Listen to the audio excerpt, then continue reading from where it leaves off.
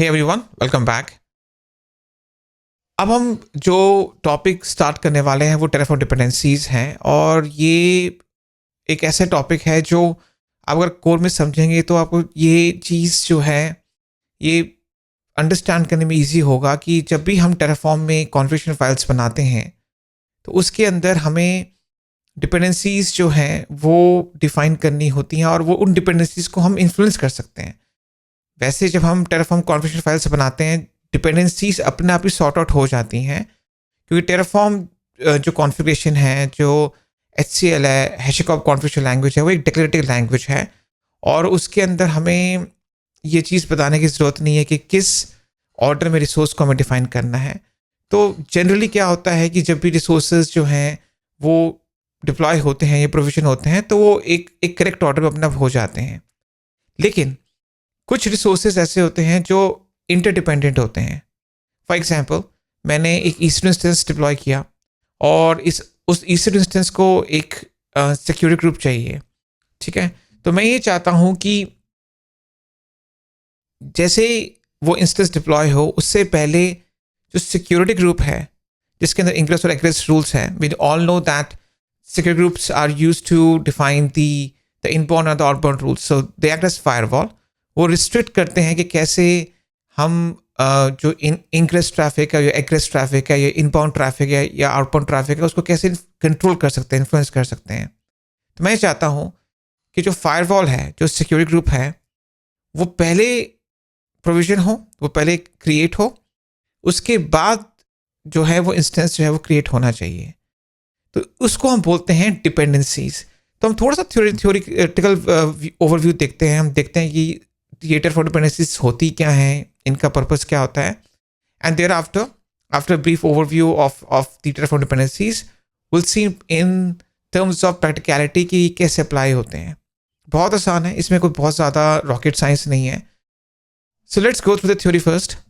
Terraform manages resource dependencies to ensure resources are being created, updated and destroyed in the correct order. तो जो resource dependencies होती हैं वो अपना भी मैनेज हो जाती हैं, और टेराफॉर्म इंश्योर करता है कि रिसोर्सेज जो है वो प्रोविजन हो, वो डिस्ट्रॉय हो, या मॉडिफिकेशन के थ्रू जो प्रोसेस उसके थ्रू जाए। तो क्रिएशन, अपडेशन, मॉडिफिकेशन और डिलीशन और destruction, whatever you want to say, हम चाहते हैं कि वो एक करेक्ट ऑर्डर पे होना चाहिए। ठीक है, अब ये डिपेंडेंसीज कैसे सॉर्ट आउट होती हैं, टेराफॉर्म कैसे डिपेंडेंसीज को रिड्यूस करता है और उनको इंश्योर करता है कि वो जो रिसोर्सेज हैं, चाहे आप उनको प्रोविजन कर रहे हैं, चाहे उनको डिस्ट्रॉय कर रहे हैं या मॉडिफाई कर रहे हैं, वो एक सीक्वेंस में होना चाहिए। तो दो टाइप ऑफ डिपेंडेंसीज होती हैं, एक तो होती है implicit dependencies and the other one is the explicit dependencies. दोनों में डिफरेंस क्या होता है एक बार हम देख लेते हैं। जो इम्प्लिसिट डिपेंडेंसीज होती हैं उसमें क्या होता है कि जो रिसोर्सेज कॉन्फ़िगरेशन होता है उसमें जो एट्रीब्यूट्स होते हैं और या जो रिसोर्सेज ब्लॉक होता है वो किसी और रिसोर्स के एट्रीब्यूट को रेफरेंस कर रहा होता है। Terraform automatically infers implicit dependencies when one resource's configuration references an attribute of another resource. For example, if an AWS instance resource uses the ID of an AWS underscore VPC resource in its VPC ID argument, Terraform understands that the VPC must be created first, or it must exist before the instance must be created or must be provisioned or can be created. तो ये क्या कह रहा है कि जैसे for example to resources हैं, एक इंस्टेंस है और अदर VPC है, तो हम इम्प्लिसिट डिपेंडेंसी ऐसे फॉर्म कर सकते हैं कि जो इंस्टेंस का रिसोर्स ब्लॉक है उसमें हम डिफाइन कर दें कि ये इसका VPC है, या इस VPC के अंदर, इस वर्चुअल प्राइवेट क्लाउड के अंदर इस इंस्टेंस को डिप्लॉय करना है। तो हम VPC ID देते हैं, तो ऑटोमेटिकली जो टेराफॉर्म है वो उसको कंक्लूड कर देता है या डिड्यूस करता है या इंश्योर करता है कि VPC पहले प्रोविजन हो और उसके बाद उस VPC के अंदर इंस्टेंस को लॉन्च किया जाए। ठीक है, तो these dependencies are automatically detected by Terraform's graph building mechanism. Terraform एक ग्राफ यूज करता है, इसको बोलते हैं DAG, directed acyclic graph of dependencies between the resources. ये ग्राफ जो होता है वो डिटरमाइन करता है the correct order of the Terraform operations. ठीक है, तो इस ग्राफ के थ्रू टेराफॉर्म जो है वो इंश्योर करता है कि जो रिसोर्सेज हैं वो चाहे प्रोविजन करना है, चाहे मॉडिफाई करना है या डिस्ट्रॉय करना है, वो एक एग्जैक्ट ऑर्डर पे हो और करेक्ट ऑर्डर पे हो, करेक्ट सीक्वेंस में हो. The next one is called the explicit dependencies. ये थोड़ा सा डिफरेंट है. इसके अंदर क्या होता है कि रिसोर्सेज जो इंटरट्वाइन नहीं होते, विच मीन्स दैट वो एक रिसोर्स जो है वो दूसरे रिसोर्स के एट्रीब्यूट को रेफरेंस नहीं करता. तो इसमें हम क्या करते हैं, हम depends on meta argument use करते हैं. This is necessary when a resource depends on another resource's behaviour और existence but there is no direct attribute reference in the configuration that would trigger an implicit dependency. For instance, or for example, if a resource needs a specific service to be running before it can be configured, there's no direct reference to the services resource in the configuration. You would use something called depends on meta argument to ensure that the service is provisioned first. तो इसमें हम ये ensure कर रहे हैं कि दो services हैं, even though those two services are not tightly interconnected, still मैं एक सीक्वेंस को जो है वो एनफोर्स करना चाहता हूं कि ये रिसोर्स पहले प्रोविजन हो और उसके बाद दूसरा जो रिसोर्स है, प्रीसीडिंग रिसोर्स है, वो प्रोविजन हो. फॉर एग्जाम्पल, अगर ये आप सामने अपना एग्जाम्पल देखोगे, इसमें 2 रिसोर्सेज हैं. One resource is an S3 bucket and the other resource is an object. तो हम ऑब्जेक्ट को भी एज अ रिसोर्स ही जो है वो ट्रीट कर रहे हैं वहां पे. अब इसमें देखिए, इसके अंदर ये लिखा हुआ है डिपेंड्स ऑन, एंड ये डिपेंड्स ऑन क्या है, ये this is the bucket which being declared on the top. So we are saying कि ये रिसोर्स जो है, जो एक S3 ऑब्जेक्ट है, वो तभी अपलोड हो बकेट में अगर ये बकेट एग्जिस्ट करती है. तो वी आर सेइंग कि this is the first resource block which defines the S3 bucket, which provisions the S3 bucket, and there's another resource block which defines the object to be uploaded to the S3 bucket. तो हम ये चाहते हैं कि ये bucket exist करनी चाहिए, तभी ये जो रिसोर्स है, ये जो ऑब्जेक्ट है, वो इसमें अपलोड हो सके. सो डिपेंड्स ऑन एंश्योर्स कि this bucket exist prior to the uploading of the object. ये इसका जो सोल पर्पस है वो यही है. ठीक है. तो in this example, while an S3 bucket object implicitly depends on the S3 bucket example bucket due to the bucket attribute reference, if there were other non-reference interactions required, depends on would be used. Simple सी बात है, इसके अंदर जो हमारी जो dependency है वो एक काइंड ऑफ एक्सटर्नल है. ठीक है. तो हम ये नहीं कह रहे कि जो बकेट है वो प्रोविजन तभी हो जब हमारे पास ऑब्जेक्ट्स हों और वाइस वर्सा. हम ये कह रहे हैं कि कुछ ऑब्जेक्ट्स हैं जो बकेट में अपलोड होने चाहिए, but we have to ensure कि वो बकेट एग्जिस्ट करती है. So that bucket must exist और it must be provision prior to uploading the objects to that. So ये 2 टाइप ऑफ डिपेंडेंसीज हैं जो हम अभी देखेंगे कि इसको हम कैसे प्रोविजन करते हैं. बहुत आसान है, और इसके अंदर हमें एक चीज़ नोटिस करनी है या इस चीज़ को इंश्योर करना है कि जो एक्सप्लिसिट डिपेंडेंसीज है, ये इसको डिस्करेज किया जाता है कि इसे कम से कम यूज़ किया जाए, क्योंकि जो एक कॉन्सेप्ट है टेराफॉर्म में, वो उसको बोलते हैं पैरेललिज्म. पैरेललिज्म मीन्स कि हम up to 10 resources by default concurrently deploy कर सकते हैं in a single Terraform apply operation. उसको चेंज भी कर सकते हैं. तो जो हम डिपेंड्स ऑन मेटा आर्ग्यूमेंट है, उसमें 2 मेन डिसएडवांटेजेस हैं. नंबर 1 इज दैट कि एक तो वो जो पैरेललिज्म कॉन्सेप्ट है या उसका प्रोसेस है जिसमें up to 10 resources concurrently deploy हो सकते हैं in single Terraform apply operation, एक तो उसको सप्रेस करता है, नंबर 1. नंबर 2, एक तो ये जो आपके कोड को लेस रीडेबल और मोर कॉम्प्लेक्स बनाता है. तो प्रायोरिटी ये रहेगी कि अगर आपको डिपेंडेंसीज डिफाइन करनी है, try to go for implicit dependencies. But just in case if you think that कि इम्प्लिसिट डिपेंडेंसीज जो है वो वर्कआउट नहीं कर रही हैं, because for example in this case हमें जो एक्सप्लिसिट डिपेंडेंसी है वो ज़्यादा सूटेबल लगती है, बिकॉज ये जो 2 रिसोर्सेज हैं वो बिल्कुल सेपरेट हैं. ठीक है. तो in this cases we have to go for the explicit dependencies. Otherwise कोशिश ये करनी चाहिए कि हमें जो है इम्प्लिसिट डिपेंडेंसीज को जो है प्रायोरिटी देनी चाहिए, क्योंकि as a said you earlier, explicit dependencies code को बहुत ज़्यादा कॉम्प्लेक्स और लेस रीडेबल बनाती है, और वो पैरेललिज्म को सप्रेस करती है. During Terraform operations.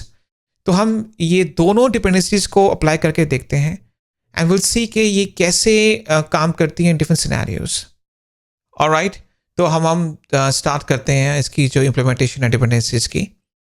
तो सबसे पहले मैं एक फोल्डर बनाता हूँ और इसका फोल्डर का नाम रख देता हूँ for example TF dependencies and इसमें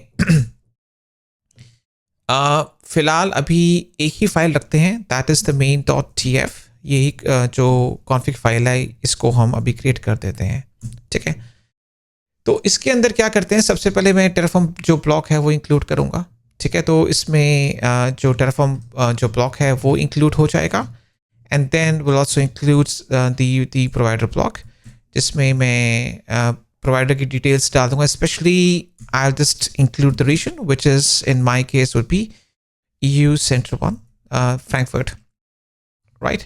सो अब ये आप देख सकते हैं कि जैसे ही मैंने इसको क्रिएट करा, फिर मैंने इसमें राइट क्लिक करके टर्मिनल ओपन कर लिया। I can just run Terraform init to get started, but will just do that afterwards. तो सबसे पहले जो हमें चीज़ करनी है वो है कि दो रिसोर्सेज के अंदर जो है वो फॉर्म करेंगे। सबसे पहले इम्प्लिसिट डिपेंडेंसी देखते हैं and will see that how it is being implemented. दो रिसोर्सेज बनाते हैं। First resource is a security group and the other one would be the instance. ठीक है, तो रिसोर्स को डिक्लेयर करते हैं, this is the resource block and AWS_security_group। Fine, so ये रिसोर्स बना के हम देखते हैं कि इसमें हमें क्या क्या जो है वो जो एट्रीब्यूट्स हम इंक्लूड करने हैं। इसका नाम मैं दे देता हूँ for example implicit-sg। Okay, and इसमें सबसे पहले मैं टैग्स इंक्लूड करता हूँ, जिसमें मैं नेम देता हूँ for example the same name implicit-sg। ठीक है, and the next thing that I'll be doing would be that मैं इसके अंदर इंग्रेस और एग्रेस रूल्स जो है वो डिफाइन करता हूँ। तो इंग्रेस जो है वो इनबाउंड रूल्स होते हैं। ये फर्स्ट इंग्रेस ब्लॉक है जिसमें हम फ्रॉम पोर्ट देंगे 80 which is for the HTTP, to port 80 which is for the HTTP, and the protocol would be TCP, and the CIDR blocks would be, now CIDR blocks हमें जो है वो brackets में include करने हैं, and the CIDR blocks would be in the string format. तभी even though this looks like a number, but this is a kind of a string characters, or we have to include that in the form string format. तो इसको हमें double quotations में डालने हैं 0.0.0.0/0। ठीक है, तो ये फर्स्ट इंग्रेस ब्लॉक हो गया। मैं इसको कॉपी करके इसको पेस्ट करके यहाँ पे डाल के मैं इसमें पोर्ट 443 डाल देता हूँ। ठीक है, दिस फॉर द HTTPS। तो दो इंग्रेस ब्लॉक हो गए। एक हम इसमें egress which means that for the outbound traffic include कर देते हैं, और इसमें from port is equal to 0, to port is equal to 0। Now जो इसमें 0 पोर्ट नंबर है, this includes all the ports. So egress rules में हम कह रहे हैं कि all the ports are included. Protocol में इसमें हमें with in the double quotations और single quotations we have to include -1, this means all the protocols. And CIDR blocks is equal to the same thing, all the IP addresses 0.0.0.0/0। ठीक है, as if now मैंने इसके अंदर जो है वो एक सिंपल सा एक सिक्योरिटी ग्रुप जो है वो मैंने डिफाइन कर दिया है। ठीक है, तो इसके अंदर मैंने ये टैग्स इंक्लूड करे हैं। सिर्फ एक ही टैग है with the key as name and the value as the implicit-sg। Ingress block है, दो इंग्रेस ब्लॉक्स हैं, दो इनबाउंड रूल्स हैं। पहला जो है वो पोर्ट 80 के लिए है from anywhere, the other one is for the port 443 from anywhere, and the egress means और in terms of egress we want to allow all the traffic outbound. ठीक है, तो from port 0 to port 0 protocol -1 which means that all the ports and protocols are allowed, and 0.0.0.0/0 this means that we want to allow the outbound traffic to anywhere। ठीक है, there are no restrictions in terms of the IP addresses, चाहे वो ingress rules है या एग्रेस rules है। ठीक है, तो अभी तक तो it's look it looks perfectly fine. अभी तो इसमें कुछ ऐसा लग नहीं रहा कि कुछ करेक्शंस की जरूरत है, but we just run the Terraform FMT and validate to auto correct the formatting issues or to find out the syntactical validity. वो बाद में देख लेंगे. अब हम क्या करते हैं कि हमें एक अलग रिसोर्स ब्लॉक बनाना है. By the way, let's include the comments so that this becomes more readable. So this is the we're just going to create a security group, right? So we're going to provision a kind of a security group which would be provision first. So provisioning or provision a security group, right? So this would be the one that would be provisioned first. Now वो कैसे ensure करेंगे? हमें एक resource block बनाना है. इसका नाम हम रखेंगे, और this is the resource type which is AWS_instance. The resource type, resource name is implicit-instance, something like that. ठीक है. अब इसमें बेसिक एट्रीब्यूट्स हैं जो हम इंक्लूड कर सकते हैं. मैं इसमें वेरिएबल्स नहीं इंक्लूड कर रहा. I just declare the attribute and the values as it is. For example AMI. AMI, I can just pick anything. So for example, if I just go to the AMI catalog, तो मैं कोई भी AMI जो है वो यहाँ से pick कर लूँगा. This is the Amazon Linux AMI. I can just copy and paste that as it is. Of course, we have to include that it's included in the double quotations, right? And we have the instance type. We'll just go with the t2.micro. ये बहुत I would say widely usable है or widely used है because it is a free tier eligible instance type. So we can use t2.micro or t3.micro. Okay, it's up to you. So AMI हमने declare कर दिया, instance type कर दिया, tags include कर देते हैं. Tags में मैं इसमें एक नेम जो है वो डिफाइन करता हूँ. So I name it as implicit_instance, something like that. Okay, तो ये सिंपल सा है. तो AMI है, AMI मैंने डिक्लेयर कर दिया, इंस्टेंस टाइप हमने कर दिया, टैग्स कर दिए. अब मेन चीज आती है सिक्योरिटी ग्रुप. ठीक है. अगर मैं इसमें सिक्योरिटी ग्रुप नहीं इंक्लूड करता तो बाय डिफॉल्ट इसको डिफॉल्ट सिक्योरिटी ग्रुप असाइन हो जाएगा, जो कि ऑटोमेटिकली हो जाता है. ठीक है. तो इसमें मैं अपना एक कस्टमाइज सिक्योरिटी ग्रुप जो है वो इंक्लूड करना चाहता हूँ. So I just declare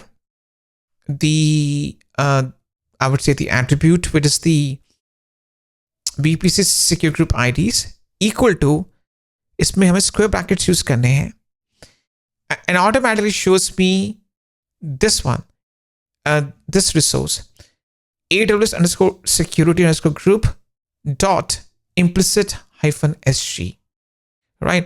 Okay, तो इसमें क्या करना है मुझे, इसमें ये इंक्लूड करके जो है मैंने .id डाल देनी है. ठीक है. तो मैं ये कह रहा हूं कि जो सिक्योरिटी ग्रुप आईडी है जो इस इंस्टेंस को असाइन होगी वो होगी जो इस resource which is security group जो उसको बिलोंग करती है. ठीक है. कहने का मतलब ये है कि जब भी हम सिक्योरिटी ग्रुप को जो है वो डिप्लॉय करते हैं उसको एक यूनिक आईडी मिलती है. तो हम ये कह रहे हैं कि इस इंस्टेंस को वो सिक्योरिटी ग्रुप आईडी की जो है असाइनेशन होनी चाहिए या साइन होना चाहिए जो कि इस सिक्योरिटी ग्रुप को बिलोंग करती है. ठीक है. तो this is a classic example of the implicit dependency. ये एक इम्प्लिसिट डिपेंडेंसी है.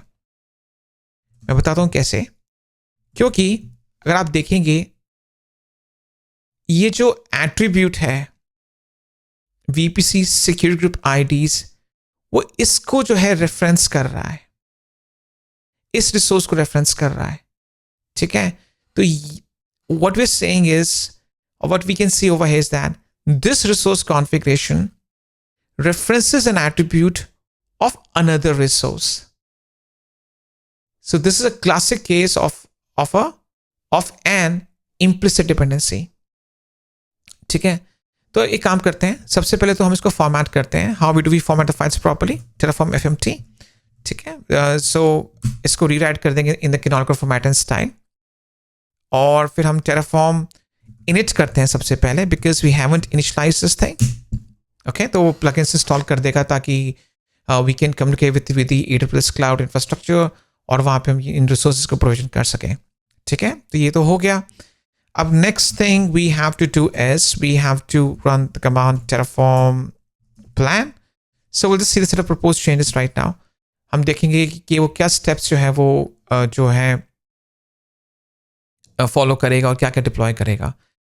तो इसमें हम देख सकते हैं Terraform will be used to provision these resources out there, and instance will be launched and followed by, and also the security group will also be created. ठीक है, the 2 resources to add, 0 to change, 0 to destroy. Alright, तो हम क्या करते हैं, अब इसको हम डिप्लॉय करते हैं दोनों रिसोर्सेज को. So terraform apply and we're just going to auto approve. Okay, तो हम पहले से कंसेंट दे देते हैं ताकि ये रिसोर्सेज डिप्लॉय हो. एंड विल सी के कैसे जो सिक्योरिटी ग्रुप है वो पहले डिप्लॉय हो रहा है. You can see that down at the bottom the security group is created prior to the launching of the instance, because ये एक इम्प्लिसिट डिपेंडेंसी का क्लासिक केस है. टेराफॉर्म जो है वो ऑटोमेटिकली रिड्यूस कर देता है क्योंकि जो इंस्टेंस जो है वो सिक्योरिटी ग्रुप पे डिपेंडेंट है in terms of the application. So ये इंश्योर करता है कि जो सिक्योरिटी ग्रुप है वो पहली प्रोविजन होगा followed by the instance. So you can C in this case the security group was created first, so implicit -sg followed by the instance.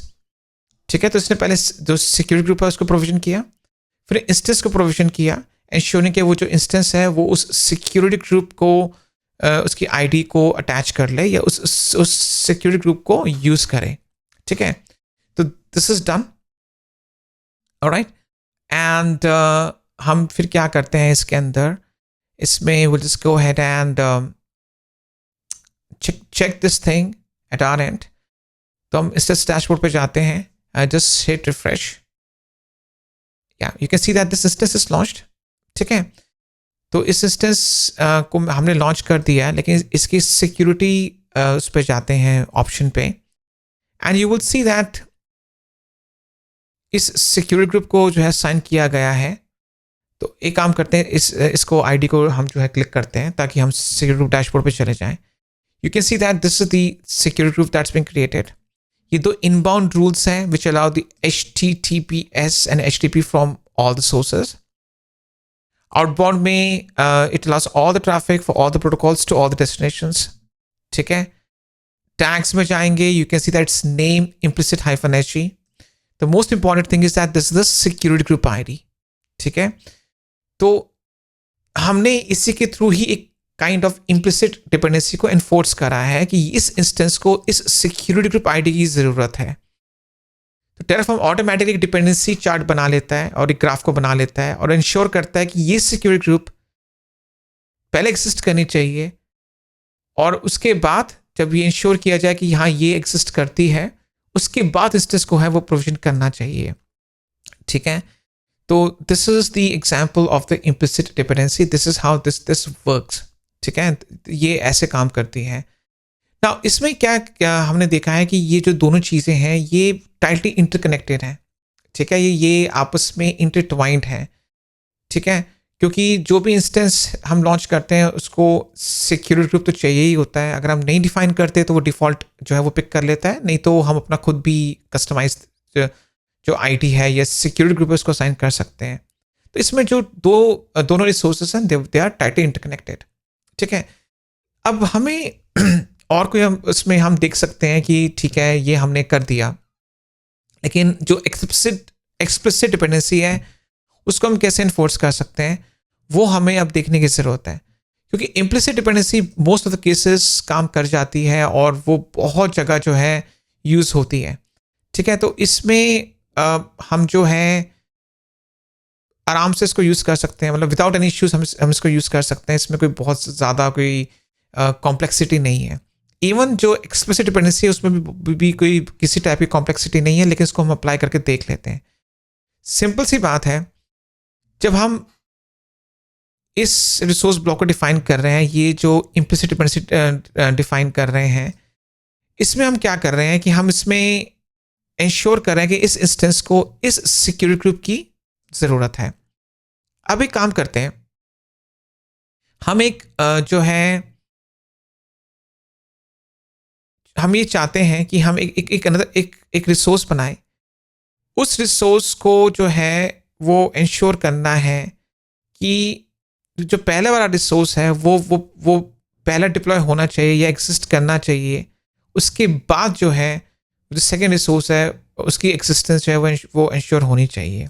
तो हम सीक्वेंस को जो इन्फोर्स कर रहे हैं उसमें जो tight integration in terms of implicit dependency वो हम नहीं करेंगे। तो हम एक चीज़ करते हैं, हम इसको डिस्ट्रॉय कर देते हैं and let's go and do that. So हम इसको टेराफॉर्म अप्लाई डिस्ट्रॉय एंड इसको ऑटो प्रूफ करके इसको डिस्ट्रॉय कर देते हैं ताकि हम हर चीज़ जो है वो स्क्रैच से बना सकें। ऑटो अप्रूव कर देते हैं ताकि इसको हम आराम से एक नए कॉन्फ़िगरेशन को हम जो है वो इसको एनफोर्स कर सकें। ठीक है, तो ये डिस्ट्रॉय हो रहा है। अब हमें करना क्या है कि हमें जो है इस एग्जाम्पल को लेना है जो हमने यहाँ पर देखा है। तो हम क्या करेंगे, एक तो हम एक बकेट बनाएंगे और एक ऑब्जेक्ट को अपलोड करेंगे, मेकिंग श्योर कि ये बकेट जो है वो एग्जिस्ट करनी चाहिए prior to the existence of the और prior to the uploading of the object. ठीक है, तो हम एक काम करते हैं, हम इसके अंदर इसको रीनेम करके इस फोल्डर को रीनेम करके इसमें डाल देते हैं implicit dependencies, implicit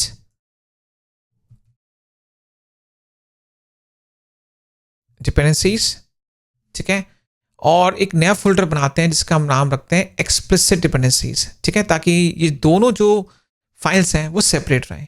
by the way in files को मैं इंक्लूड करूंगा इन द रिसोर्सेज सेक्शन ताकि आप इनको रेफर आराम से कर सकें।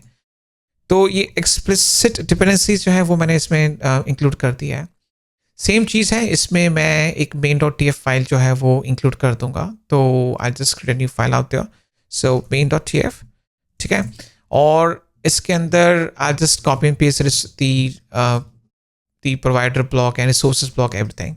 Okay, that's being done and terminal open करते हैं, एक बार टेराफॉर्म इनिट करते हैं ताकि जो हम प्लगइन्स हैं वो जो है डाउनलोड कर दें। Right, so Terraform init is being initiated, plugins download हो जाएंगे। अब सबसे पहले हम क्या करते हैं, in the meantime the plugins are getting downloaded. हम सबसे पहले रिसोर्स को डिक्लेयर करते हैं which is the resource is the AWS_S3_ bucket, the resource type. resource name में मैं डाल देता हूँ explicit S3 bucket. ठीक है, and after that we're just going to do that, we're just going to assign a name. तो bucket को मैं एक unique name दे देता हूँ। तो for example I just put my first name dash explicit demo S3 bucket। By the way जो bucket की जो नेमिंग कन्वेंशन है उसको फॉलो करना बहुत इंपॉर्टेंट है क्योंकि स्टैंडर्डाइज्ड होता है। Everything should be in lower case और अल्फान्यूमेरिक हो सकता है। जो स्पेशल कैरेक्टर्स में हाइफन और डॉट ही जो है वो अलाउड है। ठीक है, तो उस चीज़ का आपको ध्यान रखना है।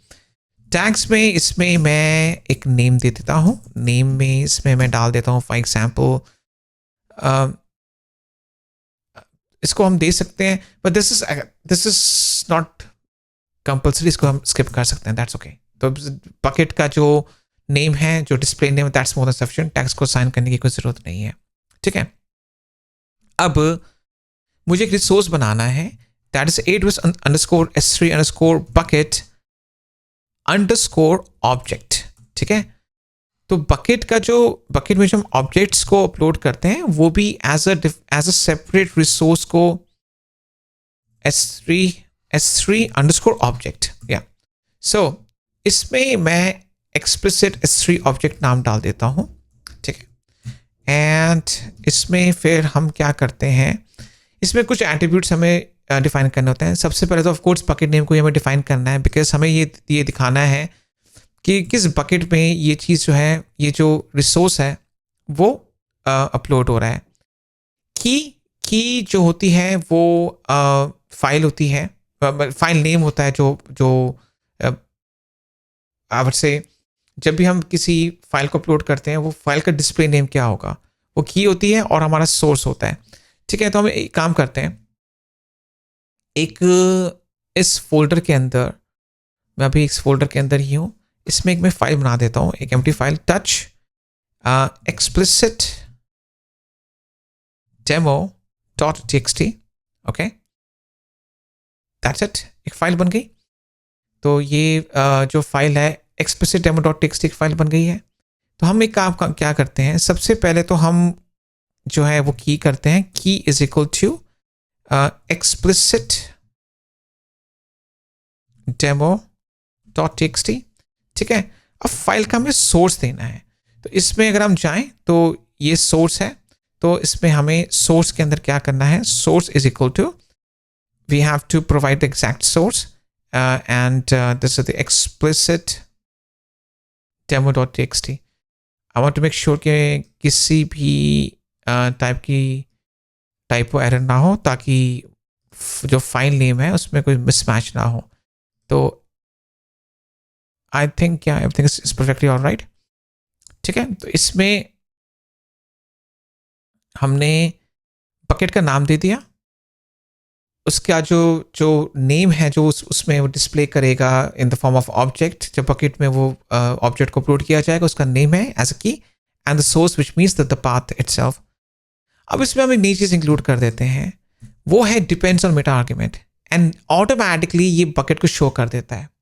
ठीक है, तो ये क्या शो कर रहा है, ये शो कर रहा है कि इस बकेट की एग्जिस्टेंस जो है वो क्रूशियल है और मैंडेटोरी है before this resource block is created.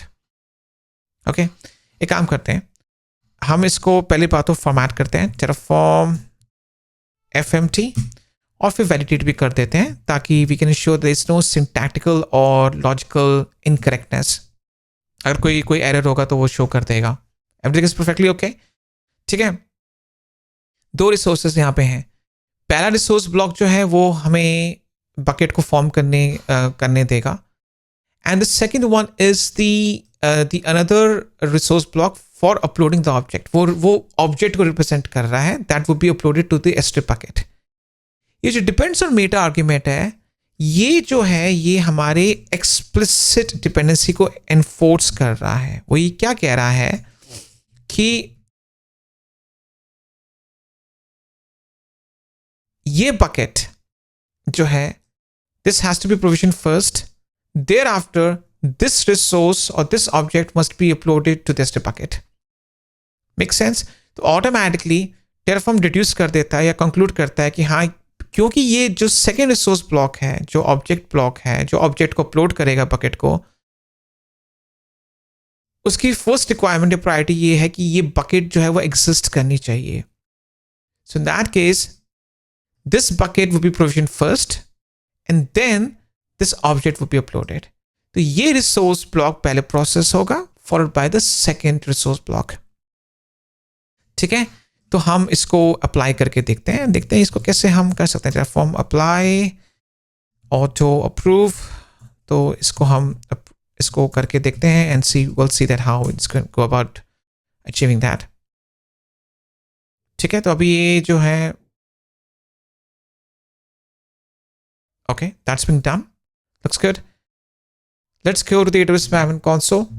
ठीक है, and we need to make sure कि हम एक बार S3 bucket को एक बार विजिट करके देख लेते हैं कि ऑब्जेक्ट जो है वो जो बकेट क्रिएट हुई नहीं हुई या ऑब्जेक्ट अपलोड हुआ या नहीं हुआ। तो वी कैन सी दैट अगर हम जाएं तो ये बकेट जो है दिस इज शोइंग अप। ठीक है, और ये जो फाइल है ये भी शो हो रही है।